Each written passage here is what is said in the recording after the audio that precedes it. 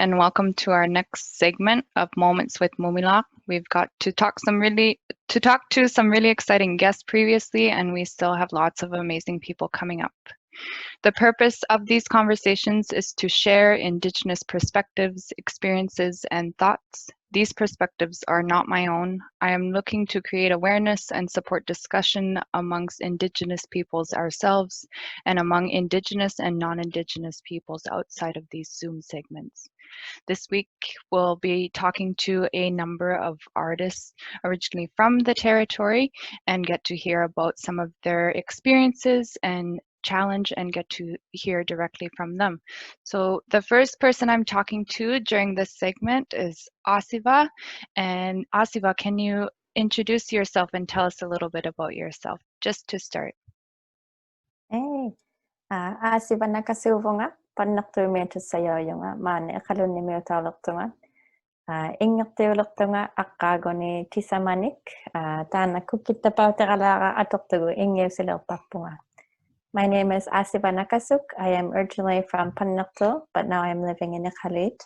I am a singer-songwriter and have been an artist for about 4 years now with my trusty little ukulele here. And thank you so much for having me today, Mumilaaq. Really appreciate having you, and glad it worked out after some of the fun rain experiences trying to connect beforehand. When I talk about kidding. connectivity on the federal level, I don't think people really have a grasp of what we're talking about sometimes. So I'm super, super happy that you're here.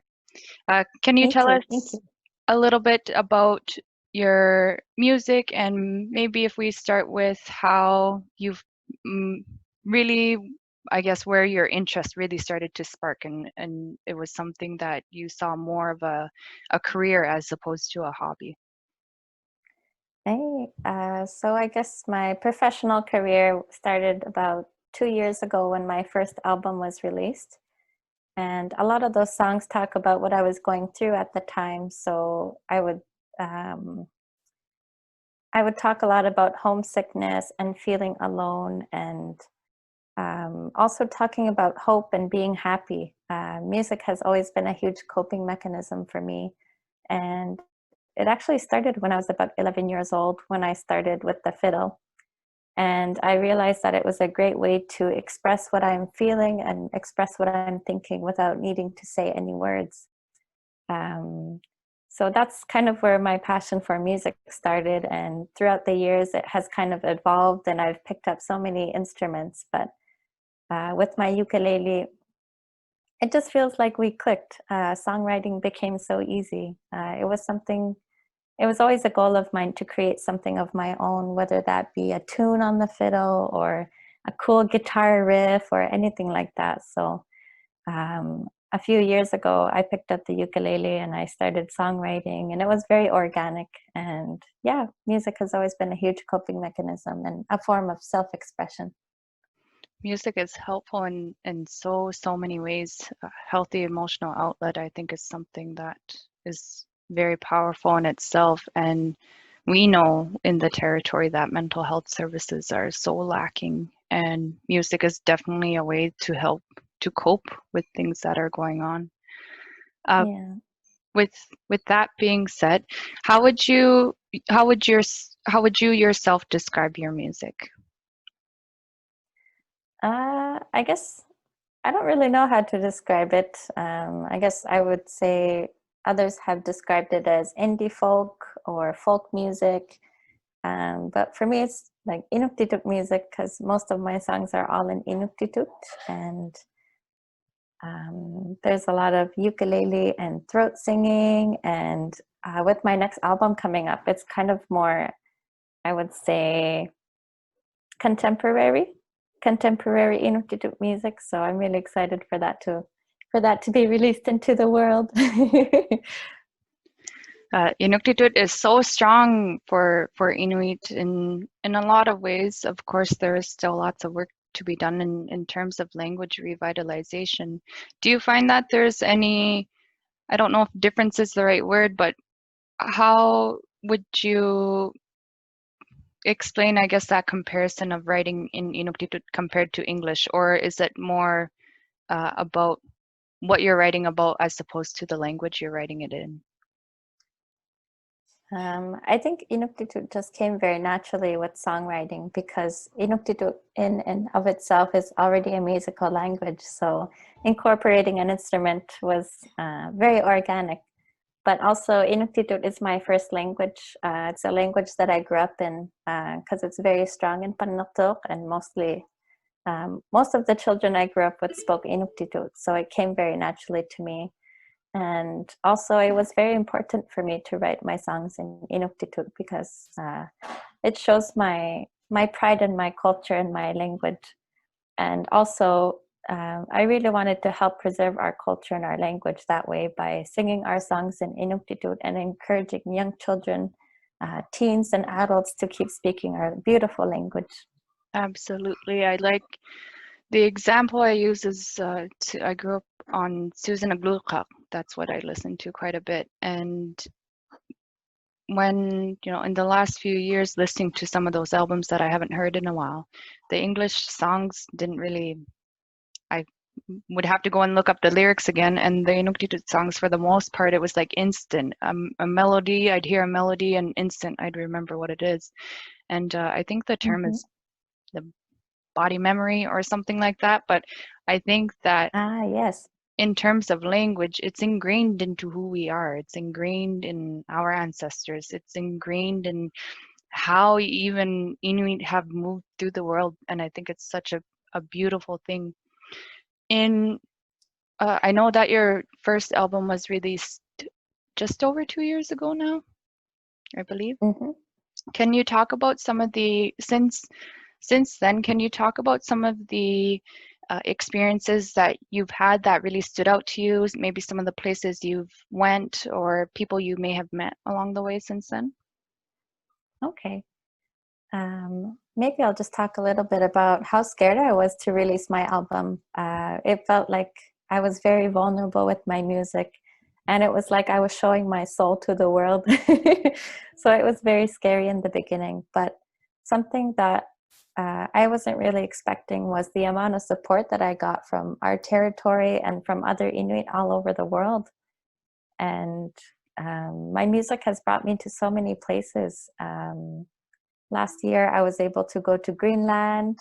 I went to Taiwan for a music festival, and I've also traveled across our country and also to other Inuit regions. I was able to go to Nunavut and do a few ukulele workshops and concerts. And my absolute favorite was traveling within our territory and getting to meet all our fellow Inuit in our territory. And I don't know, music really connects us. Absolutely, it does. And has there been anything along the way, any barriers or challenges that maybe you weren't necessarily expecting? Or do you want to talk to some of the things that artists, I know that I don't, whatever, I would never call myself an artist, I don't think, but I have lived with them. I have been very good friends with them, and I know how much dedication, hard work and passion that needs to go into it in order to really to follow your dreams, to be able to make a living even, and that there are so many challenges along the way. Is there anything that really sticks out to you that maybe you weren't expecting to have to come across and deal with? I guess the first thing would have been finding a producer, like finding a producer that would be willing to work with me to record my songs and to produce them along the way. And another thing was finding space to do that. There are no set studios here in Nunavut, although there are some home studios, which is how I was able to record my album. And the most thing that I was scared about was funding. It was very intimidating to try and apply for funding to record my album. First of all, because sometimes the language used in proposals or applications could be quite difficult, and not at the time I didn't have the background of strong writing, so I was always very hesitant with that as well. And once I got the funding, the next barrier was financial literacy in terms of reporting. That was always another thing that was really scary. But thankfully, I was able to receive support to write the proposal during the project and after the project with reporting. So I'm really thankful I was able to receive support, because I don't think I would be able to do that if I didn't, honestly. Mm-hmm. And I think that that's something that so many people are just completely unaware of, that the immense amount of talent that is in Inuit, whether it's arts, it's music, it's performance, the beauty of that industry is that people really don't realize how much work it takes. It's not that easy in smaller communities, especially, to just take piano lessons or guitar lessons, or so many of our artists are self-taught and have that extra amount of drive and determination, having to go find funding, having to do reporting, it's a lot of work. And I don't think people realize in the territory how extremely, extremely limited those resources, those tools, and those necessary pieces of equipment are. So with that being said, what are your hopes for the future of music for Inuit, for young people in the territory, for anyone really? Man, I have so many dreams. But I think one of them would be to have a dedicated space in every community so that people, Inuit, will have the opportunity to go and try instruments, to learn how to play instruments, to jam out with other Inuit, and also having the resources to do so. So having instruments available, or a computer with internet access so you can watch YouTube videos if there's no teacher available. And really just incorporating music into the schools. Music is such a great way of self-expression, like I mentioned earlier. So I think incorporating into the schools and allowing everyone to have the opportunity to try, because I felt I was able to find myself through music. I can't imagine how many other Inuit would be able to do that as well if they were given the resources to do so. And another thing would be to take down the barriers for funding so that it'll be easier for Inuit to apply for funding to live their dream. You I'll can't stop there see it, for now. but at one point I got goosebumps all over my neck. It's true. It's like, if you give a young group of people some instruments, the amount of things that they come up with and invent and create is so wonderfully mind-blowing in a very good way.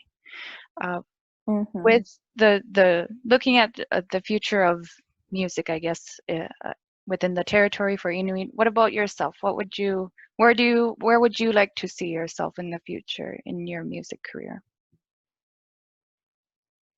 Well, eventually I would like to become a music therapist. I've been looking into going to university for that, but it's a little bit daunting, so I'm trying not to think too hard about it. But eventually I really would like to be a music therapist, because I think it could have a potential impact on our community, because we're just so creative and musical. And I think using this type of therapy would be nice to try out. And right now, I'm living my dream by teaching Inuit youth how to play the ukulele, and also just stressing the importance of self-expression and coping mechanisms. And I just want to see myself doing that forever. It's something that I love and I'll never get tired of. And I just want to give the opportunity to everyone to try music. It's so important. Absolutely, and music is so therapeutic in so many different ways, and such a good tool in so many different ways. Absolutely. Can you give us a little taste of your music before we wrap up? Sure. This is a song that'll be on my next album. It's called Namu. It means, where am I going next? It's been such a crazy whirlwind of 2 years. I have no idea where I'll be next. So that's where this song means. Ubang ngay 요신나니 우리가 깨나라운나가 Ablaruya adirama Di makamay na mga kunga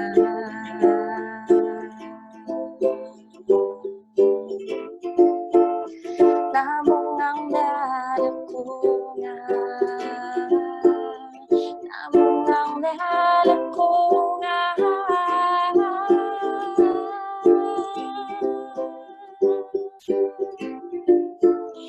Namo, namo, namo, namo, nalakunga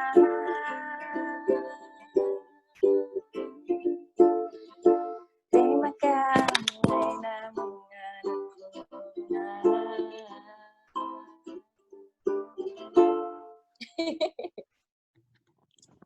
Technical difficulties. That's great. I know it's always super fun to try and do all this virtual stuff all the time. My goodness. I have had my fair share of technical malfunctions for sure. Well, at least it was at the end of the song, so. Yes. Well, thank you so much for being here. Thank you so much for sharing. I'm super, super excited for your future and to keep following along. And we can find you on iTunes, Spotify, and Google Play, I believe. Great. Yeah. So go and look up Asiva on any and or all three of those platforms. I suggest the three, and follow along with her career and what she does in the future. And thank you so much for being here. Thank you so much for giving me the space and the opportunity to talk about my music and my dreams. And Kuya Mumilaaq. And don't forget to follow my Facebook page, Asiva. For sure. Awesome. Thank you. Thank you.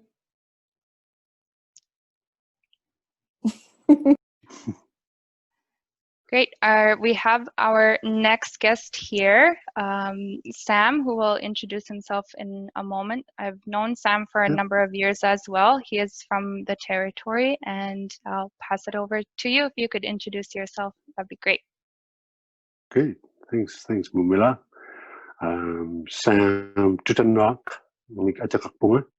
Sam Tutanok is my name. Or back in the day, E2872. Yeah.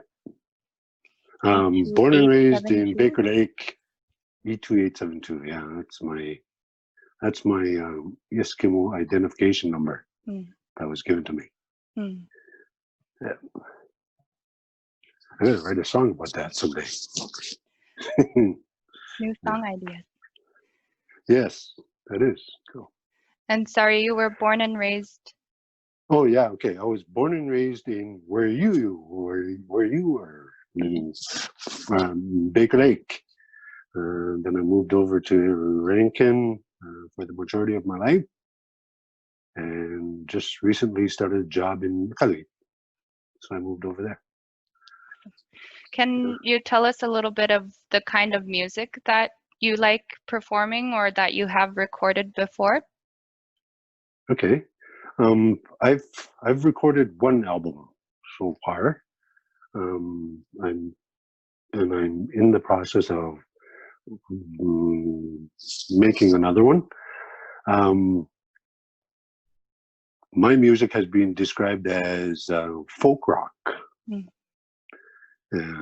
which I thought was kind of different, but yeah, I'm into like family type music, some heavy subject stuff. Yeah. What kinds of heavy topics do you talk about in your music? In my album, there's one song in regards to coming back to family after being in addiction. As we all know, addiction is rampant in Nunavut, and I was one that was in that was caught up in that, and just at that time, it felt right to write a song about coming back to a family that truly loves you and finding out what love is, as opposed to just it's kind of there. Yeah. Mhm. When you were recording your first album that has those kinds of songs and stuff, when was that album recorded? I'm trying to remember the year now.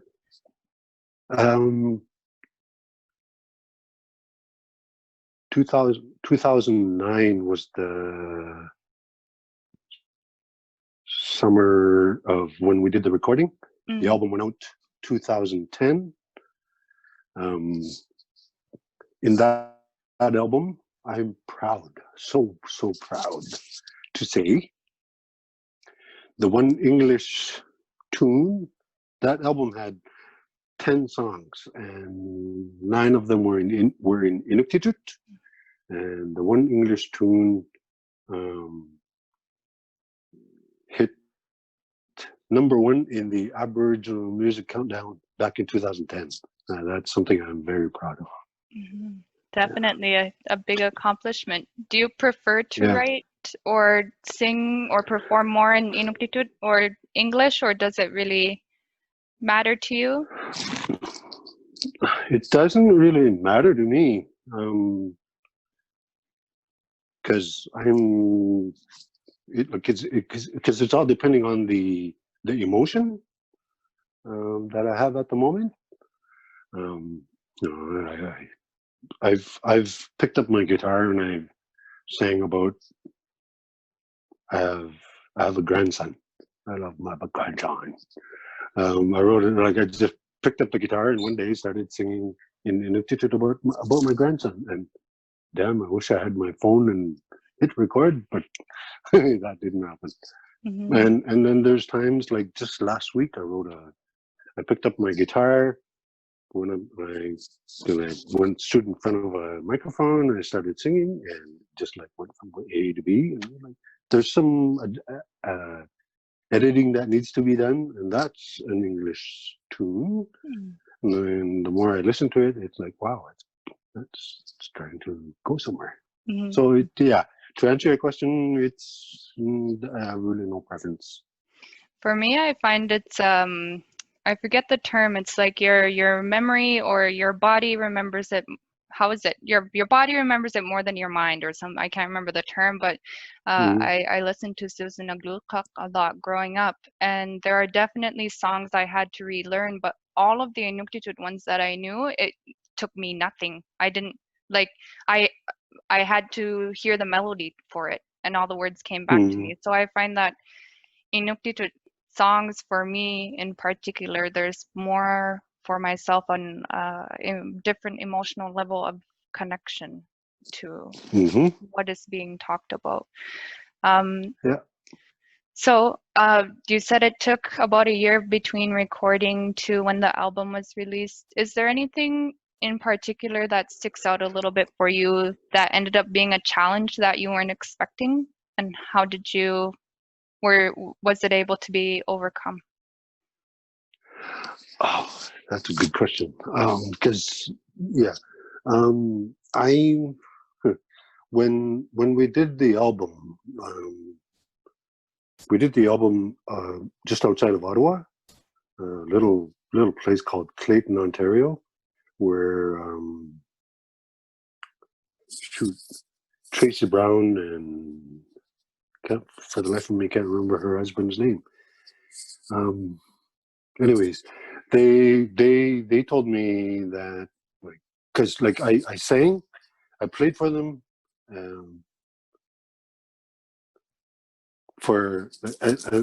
I have bad timing when I'm playing music. I'm either one step ahead or 3 steps back or something like that.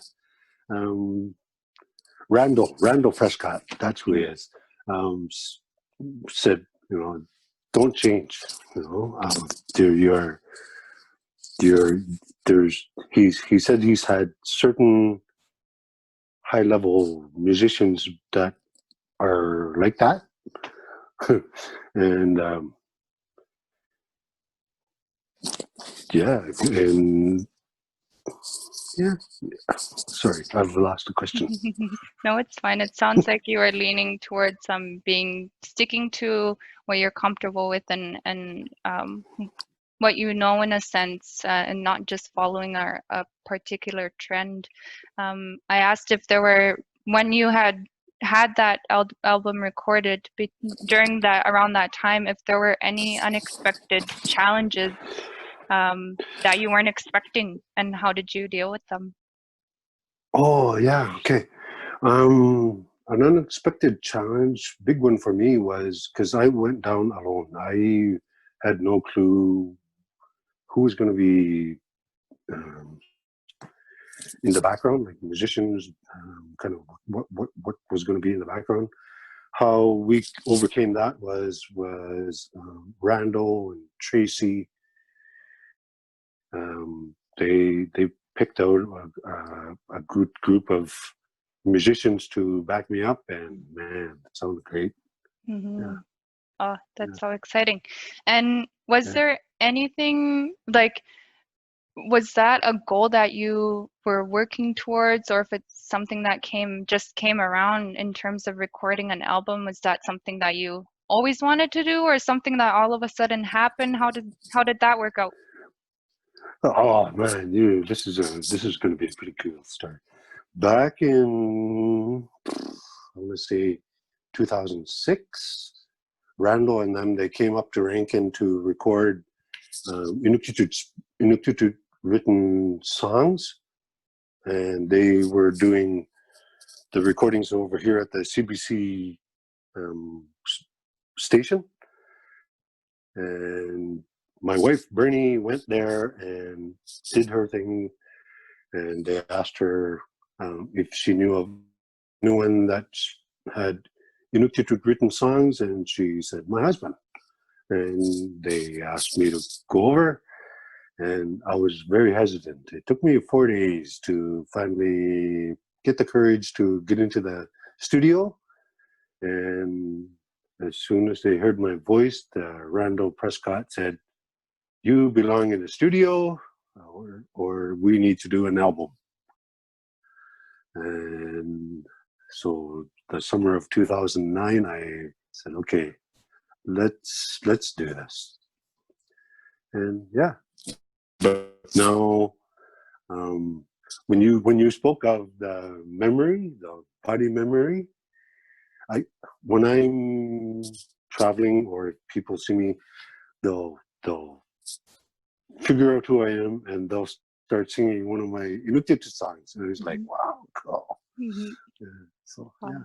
that's so exciting. So when you went down to record your album, you went by yourself?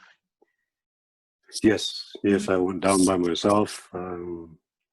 Money being a big factor, travel costs. Yeah, that was the biggest factor for me to just go down by myself.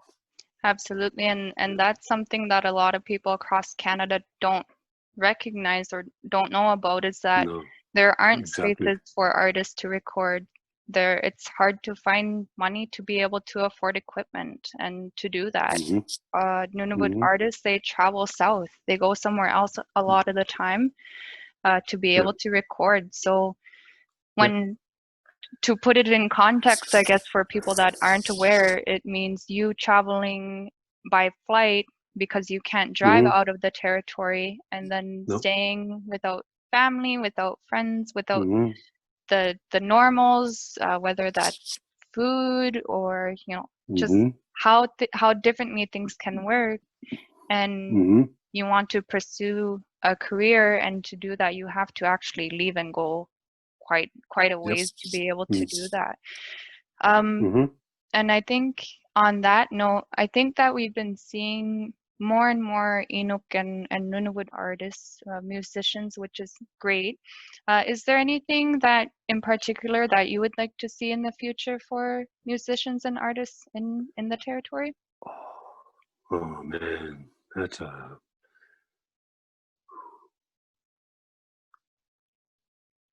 would be so cool. Yeah, like, because Nunavut, mute, we're all isolated. We all have a community center. It would be so cool if there could be space in the community centers for musicians of all ages to just go in for a couple of hours and just let it all out, you know. Like when I played with groups here in Rankin, it was pack up your own chords, your own amp, go over to somebody's house, make arrangements to be at somebody's house for a couple hours and say that we're going to be making a lot of noise. And it was just a spiral. Not a spiral, but it was like, where we're going to go next? Which building can we access next? And I've seen, like, I just saw a little bit of your segment with Asiva, and I've seen her perform in Rankin, and wow, like, and to think that there's more out there, that there's more musicians that are just as talented as the ones that are making the scene now. It would be so cool to see communities in Nunavut have a designated music place. Yeah, some place to go play music. Yeah. Oh, that'd be so fun too. And it's crazy when you give anyone, I find in particular youth, if you give them some like a little instrument to play around with, the amount of things that they come up with, oh my goodness, Yeah. so fun. I know. So fun. Yeah. But it's also healing, it's being together, it's, you know, depending on the musician, it can be for physiotherapy, it can be for teaching, it can be for learning, it can be for, there's so many valuable things to music, and it's only beneficial to have it more accessible to people in Nunavut. Just before we wrap up, is there anything that you would like to do in your music career in the future? If there was no, I would love to go on a tour, share my music, meet great other musicians. That would be something that I would love to do in the future. But the reality is, we have to work, pay bills, survive. And so until that's done and over with, yeah. Absolutely. Well, I really appreciate your time and really appreciate having you here. Where can people find your music? Spotify, iTunes. Those are the only two that I know of right now. Great. Yeah. So iTunes and Spotify. Yeah. Spotify and iTunes. Sam Tutanwak. Awesome. Thank you so much for being here. I really, really appreciate it. Super fun. Fun talking. Yeah. Thank you so much for having me. Nice. I'm honored. Thank you. Bye. Bye.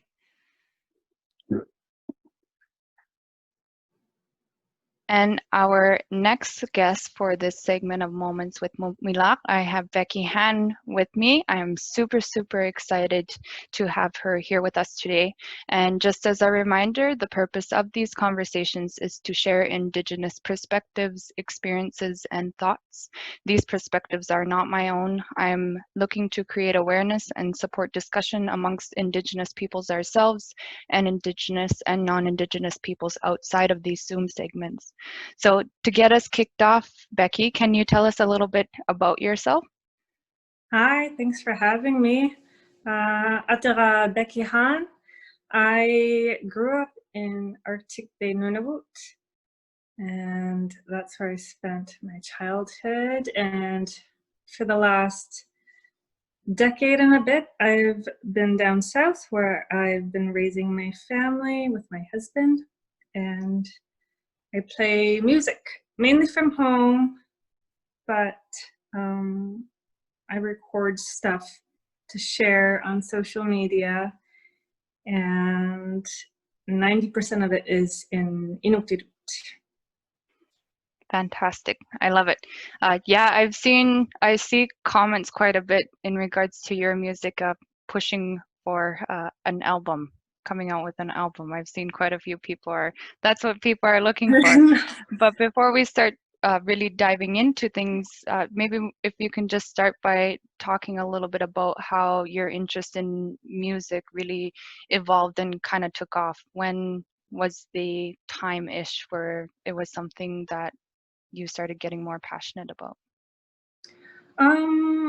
Growing up back home, involved with church, I liked singing, like in the youth groups, and a few years after that, that kind of just died down a little until my husband got me my first guitar when our firstborn was almost a year old. So I was determined to start learning how to play it. So I went on YouTube and Google and I learned the basics, and that's when my interest like kind of peaked to create Inuktitut music that wasn't like readily available, especially online, especially being away from home. Like you don't have your daily radio stations and just music from home. So I was like, well, if I can't really find it, then maybe I can try to make it. And if people like it, they like it. And thankfully they do.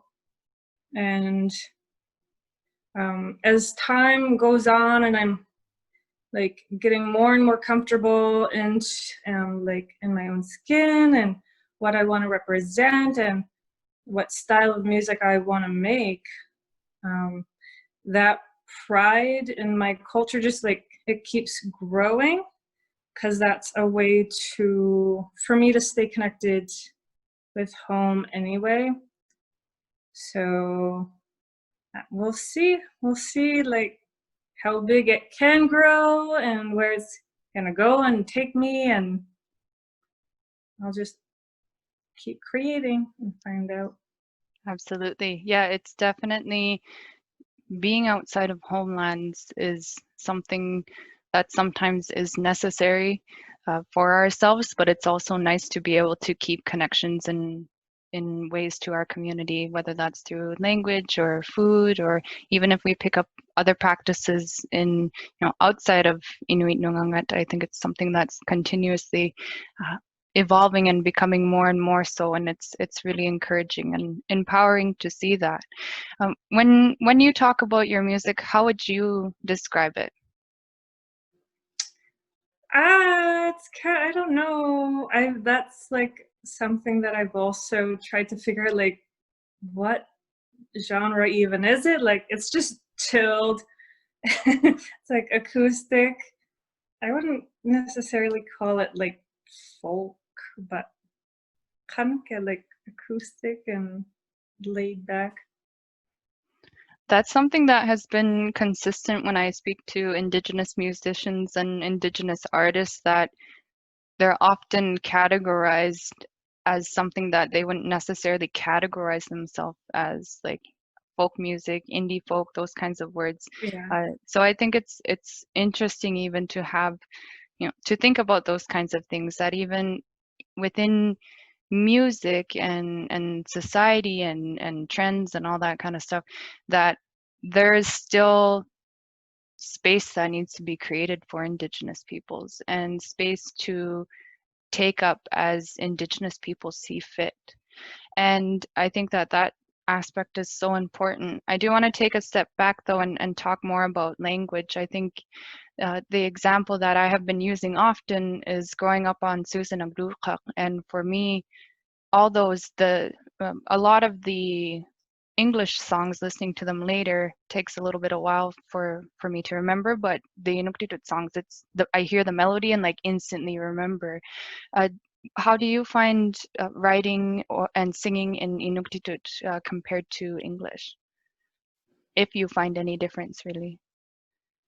There is. I feel like there's so many layers that you could go into with Inuktitut, because initially when I started out trying to write in Inuktitut. When I first thought of it, or trying to wrap my head around it, I always thought like Inuktitut is like so much more literal than English. Like it's like hard to try to describe certain things that you could be poetic about in English, but like no, there's ways to be poetic in Inuktitut, and I find it so much more beautiful when you do find like how to make those connections or comparisons and like write the story in our language that fellow Inuit can listen to, understand, and enjoy, and like relate. So I'm still learning, and that's like also one of the perks about singing in Inuktitut. Like I'll constantly be calling up my friends and my family, or like people on Facebook, like because I would forget certain words or phrases and the meaning. So I'm really grateful that Inuit are always so willing to lend a hand and like be helpful and just be supportive that way. And speaking of language, and although I'm not fluent in Inuktitut, I think that there's different, it's like next level of meaning in everything, and that oftentimes what we perceive as smart is often society's idea of what smart is. It's that piece of paper, it's getting a degree, it's all those kinds of things. And when we talk about the importance of language, especially in Inuktitut, it's we're speaking to how individuals look at the world. It's not necessarily just I find a language difference. I find that it's a difference in how you perceive, how you feel, like those kinds of things can definitely come into play. You'd mentioned that you had been living down south for a number of years now. Moving away from home, what was that like for you? It was a huge adjustment. And I still have my days where I struggle, especially during springtime, which is when back home is like, for me, like the perfect time to go camping because you still got your ice, but you can go ice fishing, and like everything's just like waking back up and like from winter. But it's a big adjustment, and I try to stay connected however I can, whether that's daily chats with friends back home or like webcamming or calling mom and dad. And you find ways. Absolutely. There are so many ways to be able to stay connected, and I think that your music has been a great way to be able to do that, along with sharing, along with interacting with other people and teaching other people, and educating other Canadians that aren't aware as aware as Canadians should be about the First Peoples of this country. When we're looking at when we're looking at the current situation that we are in, when we're looking at new and creative ways to be able to share things, is there anything in particular that you hope for the future of music, in particular for Inuit? You were breaking up, sorry. See, love this virtual stuff. Always. We've been talking about the future and what that can look like, and we're in a really, really weird time. And what do you hope for the future of music for Inuit? Well, I hope it keeps thriving, like it doesn't stop, especially like you said with Inuktitut. I hope the language itself like stays strong, and through that people keep paving new ways like in each genre, and to fill up these gaps in the music industry that we could like easily take up. And I hope it just keeps spreading and growing and like becomes the norm, and you could just turn on the radio station somewhere in southern Canada and like, oh, so and so from wherever in Nunavut or Nunavut, and I don't know, I just hope it keeps getting bigger. Absolutely. And I think that something that has been a common theme are the barriers in learning an instrument, having access to resources, having access to equipment, a studio space. Throughout the time in that your music has evolved, have there been any expected challenges or barriers that you had to get creative and discovering how to overcome those?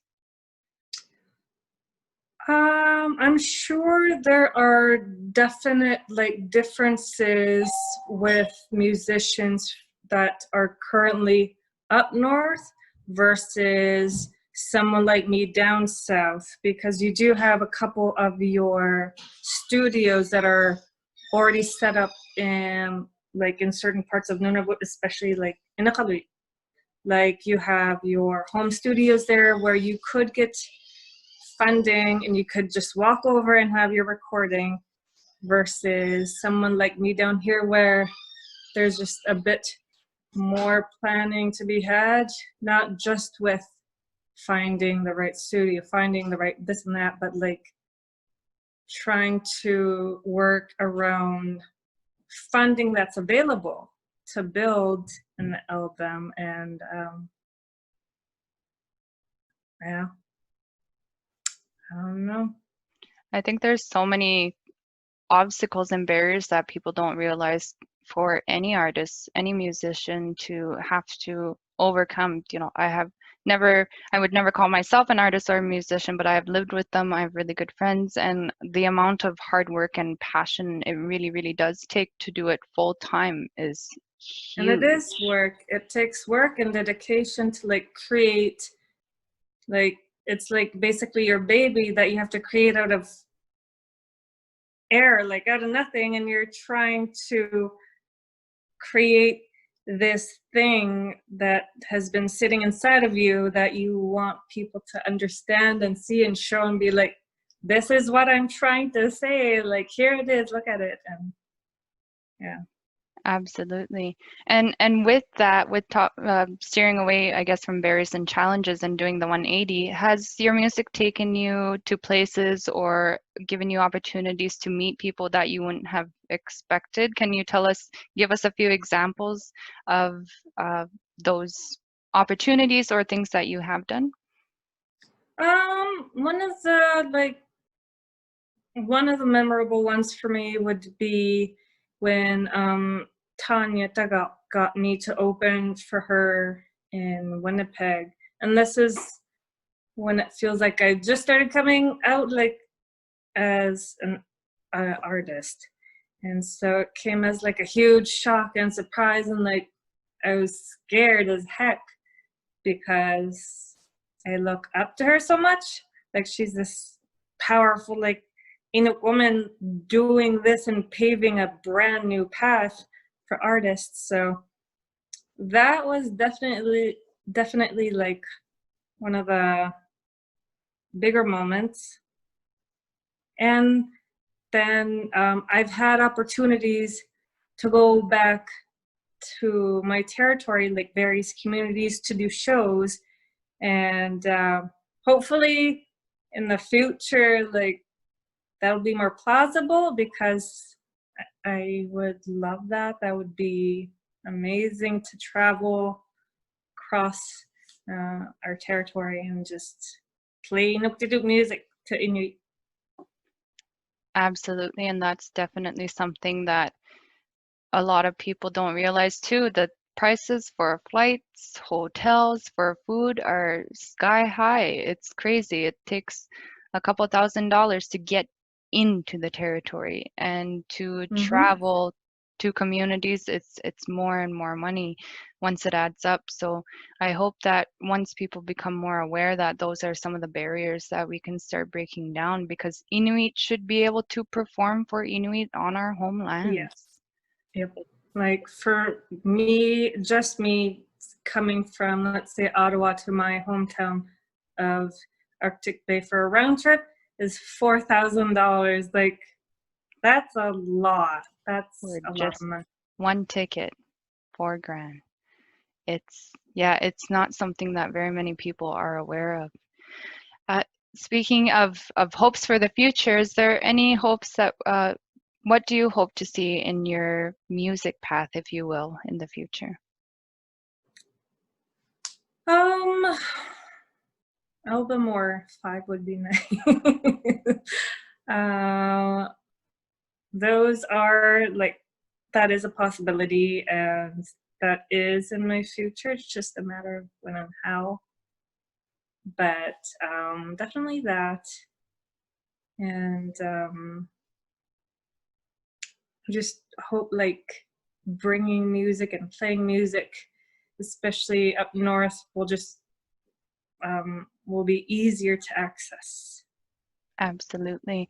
And just before we wrap up here, would you like to maybe sing us a bit of something or play a little something to give us a taste of your music? Sure, I could do like Yay! a verse, and it is an Inuktitut. This is called Kaukpat Tomorrow, and it's like one of my older songs.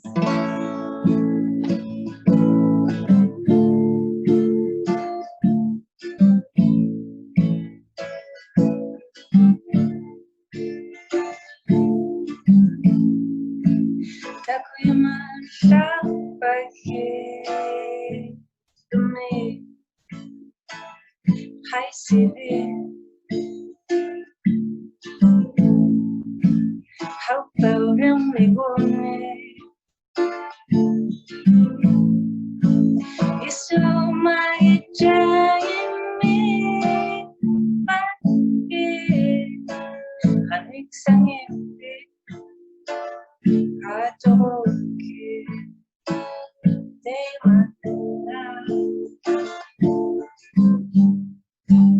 how ye madam uvani, I do in baby. They may you see.